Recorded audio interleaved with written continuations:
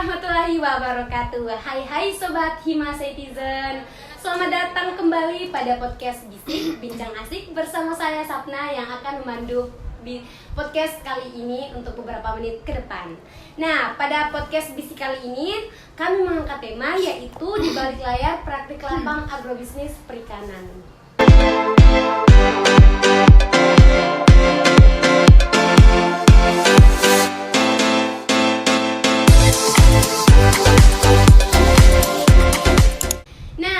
Setia pendengar podcast Bisik, tak perlu berlama-lama lagi karena aku sudah kedatangan narasumber yang super kece nih, Sobat Bisik. Halo semuanya, gimana kabarnya nih? Alhamdulillah baik, sangat baik ini. Wah, tentunya sehat-sehat ya Kak.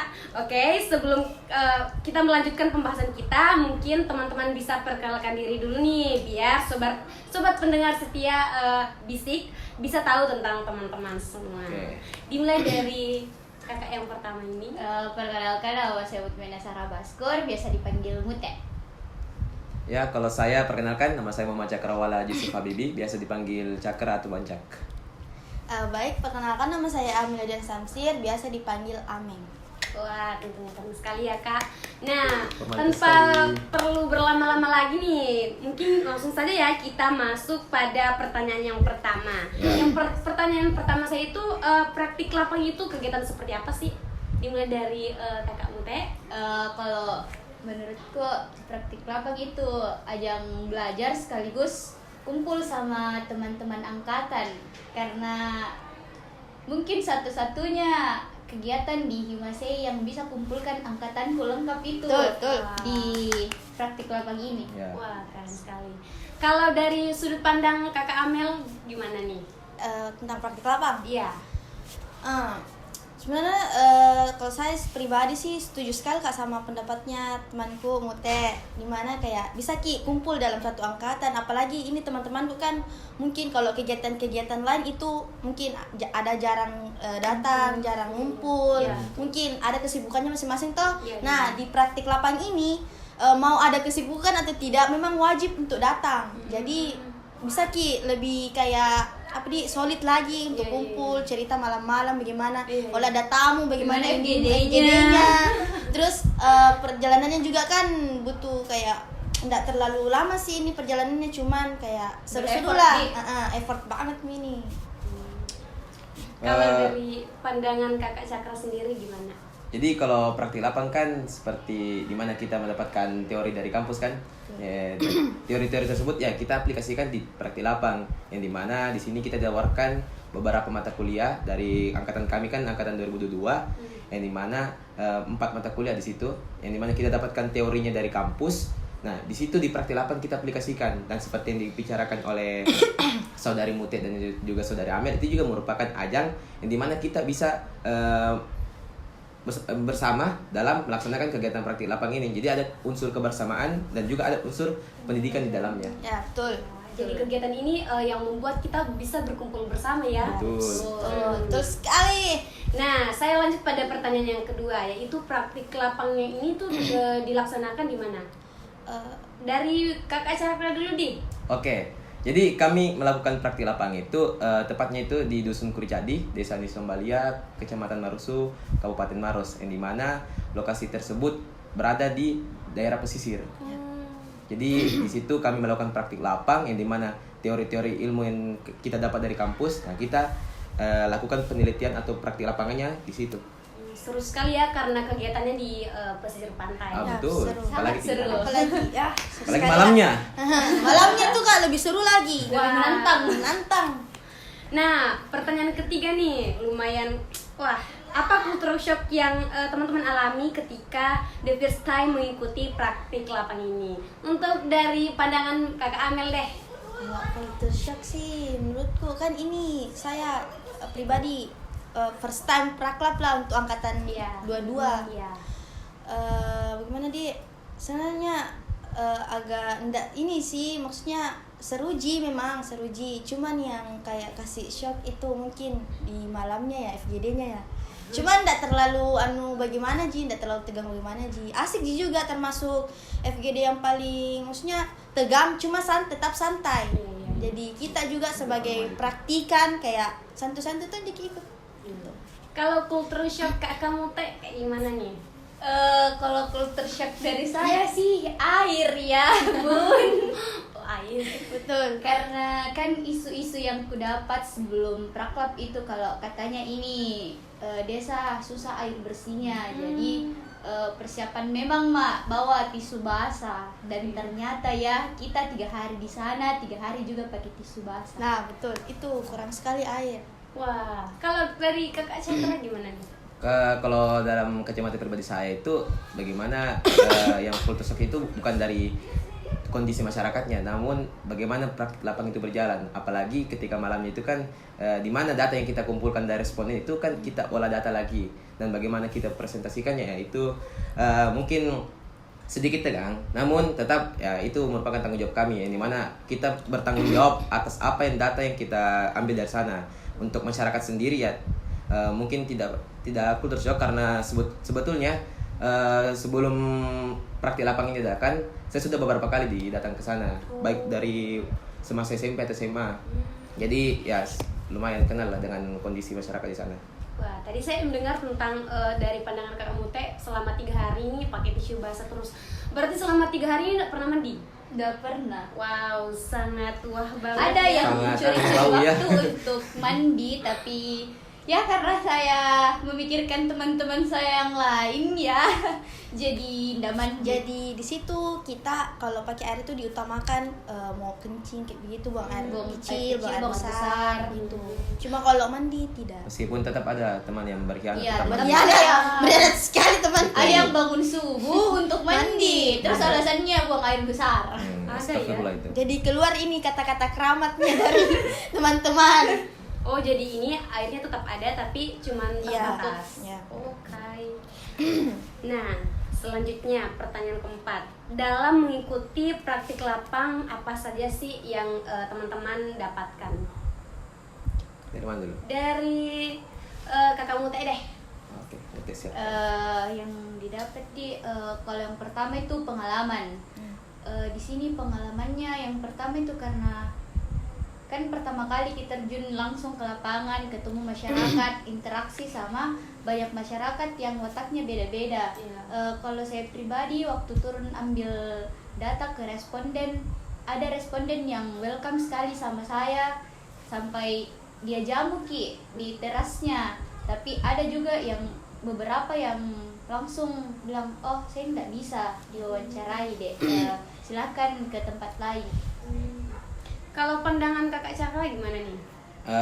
Kalau tentang praktik lapangannya itu saya sama juga pengalamannya, apalagi bagaimana kita akses jalannya itu masuk itu lumayan jauh ya, dan bagaimana kondisi masyarakat itu kita lakukan sesi jawab atau wawancara.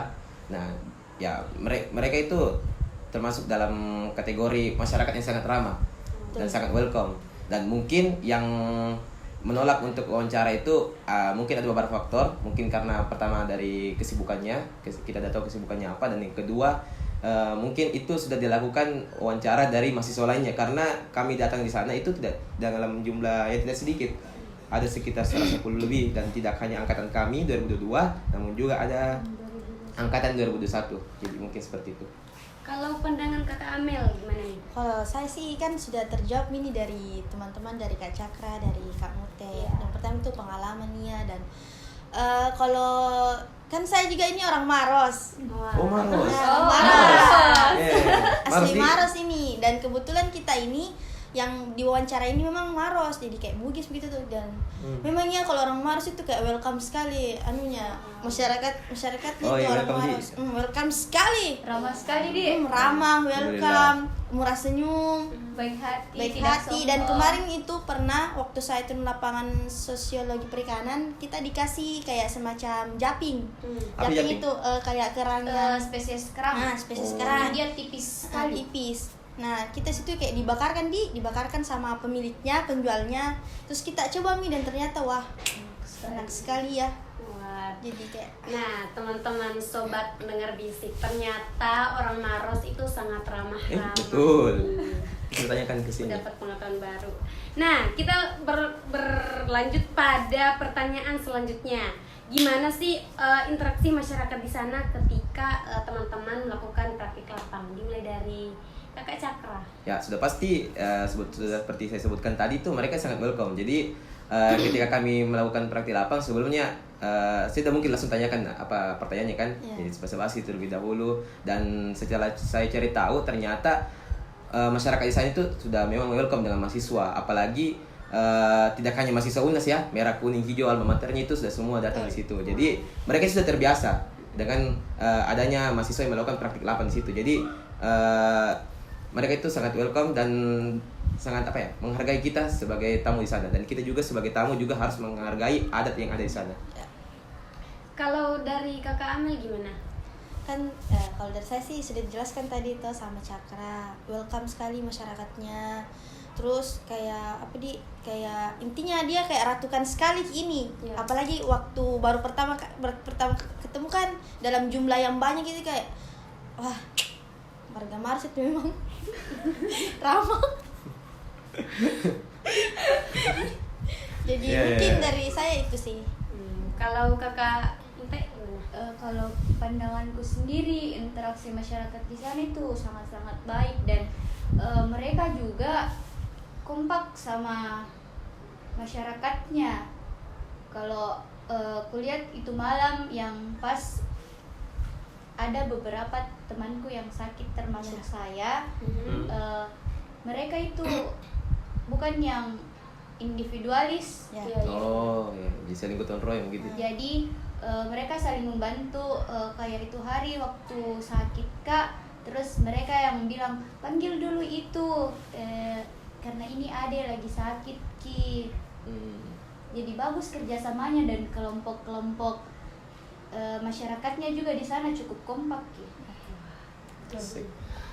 Interaksi masyarakat di sana sangat baik ya. Oke, langsung saja kita lanjut lagi ke pertanyaan selanjutnya. Apakah memang praktik lapang ini sangat sesuai dengan teori yang teman-teman dapatkan di bangku perkuliahan? Siapa nih? Cakra dulu deh, sih, siapa Mas dulu Cakra deh yang nggak mau sih? jawab? Oke. Nggak sih? Siap. Jadi mungkin udah semua ya. Tapi kalau bilang kevalitannya tentang teori yang didapat dari kampus dan diaplikasikan praktik lapang itu benar. Tapi udah semua. Jadi itu yang kita dapatkan, gimana teorinya dan kita dapat dari kampus, dan bagaimana pengaplikasiannya, penerapannya untuk misalnya dalam ekonomi produksi kita hitung produksi pengolahan keripik rajungan misalnya begitu, karena mayoritas di sana kan rajungan ya, nelayan rajungan. Jadi misalnya seperti itu. Kalau Kakak Amel gimana? Kalau saya sama dia dengan Cakra, Ikut apalagi terus. iya begitu memang Digendong terus. Jadi kalau saya sih memang di sana kan produksinya itu ada terfokus ke rajungan, nelayan rajungan. Kemarin juga sempat dapat tentang sambal ikan bete-bete, kali mangrove. Kan di sana juga utamanya kan ada mangrove, banyak situ mangrove toh, terasi bubuk. Jadi ya gitu. Silakan. Jadi kalau menurut saya itu, kalau untuk sesuai teori sesuai, cuman untuk pengaplikasiannya pada praktik lapang ini memang sangat sedikit teori yang didapat di bangku kuliah. Jadi kebanyakan itu kita ambil dari tinjauan pustaka pada laporan yang dibuat dan diaplikasikan ke pada saat praktik lapang ini. Jadi laporannya ini sangat berkaitan erat dengan praktik lapangnya ya. Iya, bab 1 sampai bab 3-nya ini sangat bermanfaat untuk turun lapangan. Karena kita itu sebelum turun lapangan memang harus lengkapi bab 1, bab 2, bab 3-nya. Dan di ACC Yang di ACC-minkan baru bisa turun lapangan. Ya, jadi gimana nih kalau ada nih teman-teman yang tidak mengerjakan laporan dari bab 1 sampai bab 3? Apakah tetap harus diizinkan turun ke lapangan atau gimana nih? Mau enggak mau? Ya, bagaimana ya? Tergantung kebijakan asistennya Ya, tergantung kebijakan asisten, dan ya tentu saja tidak mungkin dibiarkan begitu saja laporannya sudah selesai sebelum turun lapangan. Jadi bagaimana kita juga sebagai teman-teman yang peduli kepada teman-teman anggota. Jadi kita juga dibantu bagaimana caranya teman kita ini yang belum selesai laporannya, ya itu juga harus selesai. supaya kita ini bisa kompak turun lapangan sama-sama, jadi tidak ada yang tertinggal dan tidak ada yang pergi asistemen sendiri, itu seperti itu. Iya. Jadi kita ini pakai sistem kekeluargaan. Jadi ada satu teman tak yang tidak selesai kayak dibantu Iya, bilang dibantu. begini nak, bab satunya tuh isi mau saja begini, bab duanya itu begini, bab tiga Kalau mau itu pergi begini. ACC Min dipanggil temannya. Ya, jangan ACC Min plus sendiri. Ya, karena kita ambis sama-sama. Harus bureng sama-sama. Betul. Satu bureng semua bureng. Betul. Wah, jadi teman-teman ini sistem kekeluarganya sangat Wah, baik ya. anu reta bos. Wah, keren sekali sobat-sobat semuanya. Nah, ini nih pertanyaan saya yang kayak seru banget deh kayaknya. Oke. Apakah ada cerita menarik nih Banyak atau sih. jenaka Oke. ketika teman-teman melaksanakan praktek lapang di desa mana tadi?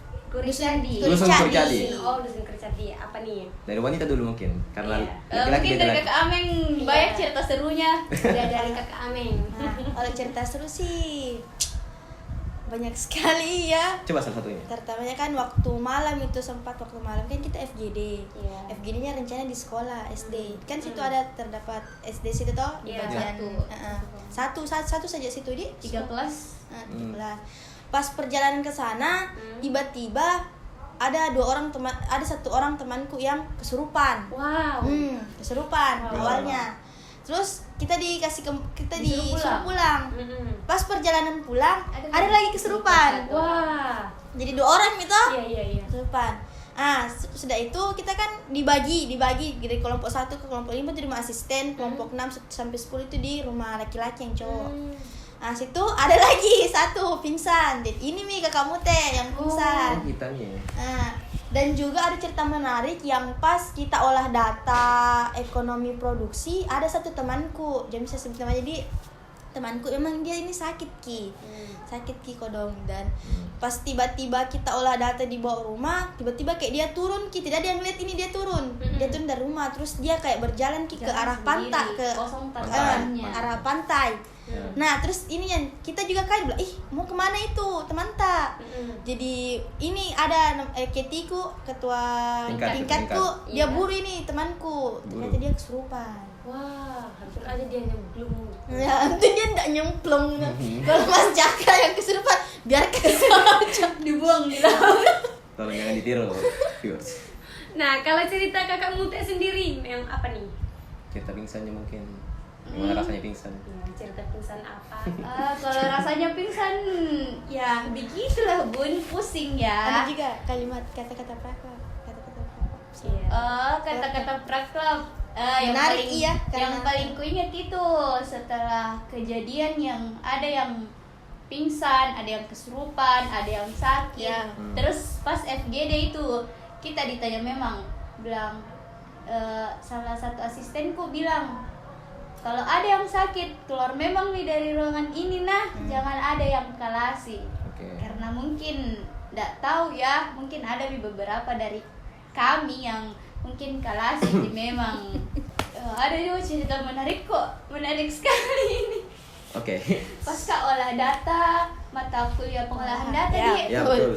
Kebetulan itu asisten pengolahan dataku lagi flu, jadi otomatis nggak terlalu bagus penciumannya toh. Iya. Dan posisinya ini kita melingkar. Saya yang di tengah sebagai notulen, kutulis mini hasil olah datanya kelompokku. Dan tersangka ini di sebelah kananku. Awalnya ndak mau kak menyinggung karena takut kak tersinggung dan kukira saya aja yang aneh penciumanku. Jadi kutanya ke Kak Ameng, ada dicium bau aneh. Kalau Iya. bilang tuh bau lucu-lucu. Jadi Terus tuh jadi saya jawab nih, iya ada, tapi saya balik di asistenku tuh bilang kak ada dicium bau lucu-lucu. Terus dia bilang iyo flu kak ini tapi tercium Jadi baru bilang ke asistenku, tapi tidak apa-apa karena saya hargai baunya teman-teman. Terus nah bilang asistenku juga sebelum bilang kak ada bau lucu-lucu, nah bilang asistenku mandi semua aja kok. Jadi tersinggung dong. Jadi kuciumi juga badanku, aku kira. Tapi menurut hidungku ini bukan bau badan. Jadi tanya ke teman-temanku siapa di. Terus temannya ini tersangka dengan santainya nak cium lututnya ini temanku. Terus dia bilang, oh iya ini nih. Jadi terus temanku yang tersangka tuh udah kasih begini, Baru dia tangannya di celananya, baru cium, baru apa dia bilang, oh iyo saya. jadi ini baunya itu kayak bau yang sudah celana yang sudah basah. Terus tiba-tiba kayak kering, tapi kering yang salah-salah begitu, kayak Iya. apek sekali. Dan ternyata Wah. tersangka dari mandi di laut dan tidak dia ganti celananya, dia kasih kering di badan, baru naik oleh data di rumah asisten. Dia bau sekali ya itu. Wah, sangat Baru ada juga saya tambahan, baru ada juga ceritanya dari teman-teman cewekku. Setiap kayak sudah cuci muka kan, biasa kalau sudah cuci kayak fresh tau, pasti banyak beberapa orang temanku bilang, "Weh, sudah aku mandi, Iya. sudah aku mandi." Atau Kayak atau biasa bilang, Eh. ih mandi ini. jadi kayak kita yang ditanya seperti kita bilang mencuri ki air. Jadi kayak baru juga kalau FGD kan biasa kayak mungkin kayak dalam kondisi capek banget nih, jadi kayak tenang, jadi dibilang, "Weh, kok jangan kosongkan pikiranmu." Kayak begitu terus dibilang Atau supaya kayak kalau tidak ada. mau jalan sendiri bang, weh jangan kau jalan sendiri nah. Kayak banyaknya kata-kata yang muncul setelah ini praklap. Ada juga sempat kemarin temanku 3 tarian pasca praklap ki. Wah. Nanti bisa ditampilkan nanti Dikasih ini. pop upnya sedikit kak editor. Wah, berarti ada kata-kata legend ya. Iya, ada Ya. banyak. Dari Kakak Cakra gimana nih? Apa? Banyak lagi pengalaman serunya dia. Iya. Kalau saya pribadi sama teman laki-lakinya, yang dimana di hari pertama itu setelah pengolahan data ekonomi produksi kan, nah situ malamnya perempuan tidur. Nah di situ haus ki butuh ki minuman di jam 11 malam. Yang dimana kondisinya itu semua orang tutup. Nah kami situ ajak satu anak yang kurang lebih umurnya udah sampai 6 tahun, namanya Sule. Nah dia tuntun kami, ada kapan 17 orang laki-laki jalan 2 kilo mencari minuman. Itu pun sampai di sana beli minuman air putih tonji ada di rumah. Jadi gimana? Tapi air putih dingin. Ya putih dingin, sama ada juga minuman minuman gelas biasa kayak teh gelas. Ya, seribu-seribuan. Kayak teh Nah, gelas. jadi 2 kilo untuk itu, jadi sedikit Berkesan sedikit lah. berkesan. Tidak tahu juga kenapa kesana juga ikut. Jadi itu. Wah, cerita menariknya ini mungkin nggak bakalan dilupa ya sampai Betul, depan asli. itu, karena sangat aduh. Nah, untuk pertanyaan terakhir nih sekaligus pertanyaan penutup, apa kesan dan pesan teman-teman setelah mengikuti kegiatan praktek lapangan ini? Dari yang deh Kak Ute. Kalau saya pribadi untuk kesanku itu dusun Kuricadi ini banyak kasih kak pengalaman tentang waktu, tenaga dan cara bersosialisasi sama masyarakat. Banyak sekali pelajaran yang aku dapat. Dan untuk pesanku mungkin untuk praktik lapang selanjutnya lebih diperhatikan lagi tempatnya, karena kita praktikan juga kurang nyaman sama kondisinya di sana. Itu aja Pesannya semoga ya pesan deh. Pesannya lagi, semoga praktik lapang selanjutnya lebih menyenangkan dan teman-temanku bisa sehat semua, jadi bisa ikut kegiatan praktik lapang selanjutnya lagi dan tetap dijaga semangatnya. Tentunya bisa mandi ya. Ya, Intinya air itu semoga paling ada utama. air bersih ya, jadi seperti ndak mencuri air kalau ketahuan cuci muka. Wah, kalau dari kesan dan pesan untuk Kak Cakra apa nih? Oke, kalau kesannya bagaimana ya? Tentu saja di sana kan masyarakatnya ramah, meskipun di situ kondisinya di situ sering mati lampu atau kondisi air sulit, ataupun bagaimana masyarakat sana menerima kami sebagai tamu di sana, yaitu tentu saja sangat berkesan. Dan untuk pesan saya ya khususnya kepada teman-teman Nureta, untuk praktik lapangan selanjutnya bisa ikut semua lah. Wow. Bisa ikut semua dan tetap dijaga kebersamaannya dan dijaga kesehatannya juga, biar tidak ada lagi kejadian-kejadian tidak diinginkan seperti kemarin. Jadi itu mungkin. Kalau Kakak Ameng sendiri? Kalau saya sih kesanku mungkin sudah dijawab sama teman-temanku toh. Sangat seru ya, apalagi ramah-ramah ini masyarakat. Biasa kan ada kayak beberapa orang kayak ndak ramah toh, Iya, kayak iya. jutek Kadang iya, kadang apalagi iya, kita betul. pendatang baru Iya, begitu iya, dengan iya. jumlah yang cukup banyak. Iya, tuh. Jadi mungkin interaksinya sama masyarakat di sana sama kita itu cukup lumayan bagus sekali. Terus pesanku semoga teman-teman Anureta juga ini maksudnya jaga kesehatannya lah, karena kan kesehatan ini yang paling utama. Jangan kayak jangan susahkan juga teman-temannya toh. Itu saja saya kayak jangan susahkan teman-temanmu, karena kita semua di sini sama-sama capek toh, sama-sama capek. Jadi ditambah lagi kesulitannya nih teman-teman. Mungkin itu dari saya. Wah, sangat.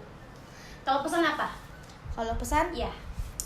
Pesan semoga Anureta 22 ini lebih solid, lebih yang tidak datang, yang tidak ikut praktik lapang, mungkin di praktik lapang selanjutnya bisa ikut, jadi kayak utuh lah ceritanya. Ini kan belum terlalu utuh tuh, karena masih ada beberapa yang tidak datang. Mungkin ada yang pulang karena mungkin sakit toh. Jadi itu saya pesanku, jaga kesehatan baik-baik, jaga kebersamaannya teman-teman. Jangan sampai ada yang baku tidak baik di angkatan toh. Jadi kita mami nih yang pintar-pintar jaga, rangkul kita teman-teman lah. Jangan sampai ada yang pecah. Jangan ada yang pecah, karena kalau pecah itu biasa kayak tidak enak didengar lah. Betul. Toh tidak enak didengar. Jadi kita ini mau cari emoji banggakan kini namanya angkatan Anureta 22. Anureta itu kan artinya kayak para saudara, kita saudara. Jadi dalam jumlah 73 orang orang ini kita semua ini saudara. Ya, tidak ada yang dibeda-bedakan. Slogannya kita itu Anureta 22 Kita saudara. Jadi tidak ada yang dibeda-bedakan lah, insyaallah. Saudara. Ya. Panjang umur pertemanan lah ya. Amin. Amin. Wah, sangat keren pesan dan kesannya. Nah, sobat podcast Bisik, itu tadi adalah jawaban penutup dari narasumber kita yang super duper kece nih. Gimana pembahasan tadi? Pasti seru dan mengedukasi, tidak? Semoga pembahasan pada episode kali ini dapat menjadi pembelajaran bagi kita semua. Amin. Nah, terima kasih nih. Tak terasa nih kita sudah mendengarkan banyak hal dan pengalaman yang sangat menarik tentang praktik lapang agrobisnis perikanan dari teman-teman sekalian. Akhirnya kita sampai di penghujung podcast Bisik kali ini. Nah, sebelum kita menutup podcast kali ini nih, saya ingin teman-teman bisa memberikan satu kata terkait dengan praktik lapang agrobisnis perikanan. Satu kata aja, Mbak Mut ini. Satu kata dari saya untuk praktik lapang ini, gorgeous. Wah. Kalau dari Kak Cakra? Kalau saya satu kata ya, praktik lapang. Iya. Mandi. Mandi. Kalau dari Kakak Aming sendiri apa? Air. Gorgeous, mandi dan air. Mandi. Mungkin kalau dua kata ya, mandi dan solid ya itu. Ya, satu kata itu mandi. Kata Cito. Jadi mandi. Air nih, kalau nggak bisa kemana? Air, Ya, betul. air. Jadi harus ada air. Pelengkapnya di mandi ya. Oke. Ada Oh, air. jadi Kakak Ameng ini pelengkap dia. Iya. Oke, teman-teman semua, once again thank you so much sudah menyempatkan diri teman-teman untuk bisa berbincang asik menemani sobat setia pendengar podcast Bisik, tentunya dengan tema di balik layar praktik lapang agrobisnis perikanan. Nah, sobat Hima Citizen dan juga para pendengar setiap podcast Bisik, sekian podcast Bisik kali ini. Semoga perbincangan ini telah memberikan teman-teman wawasan dan pemahaman baru tentang ilmu yang didapatkan di perkuliahan dan realita yang didapatkan di lapangan. Jangan lupa terus mendengarkan podcast Bisik episode-episode selanjutnya. Saya Sapna pamit undur diri. See you. Dah. Salam Hima Citizen. Share all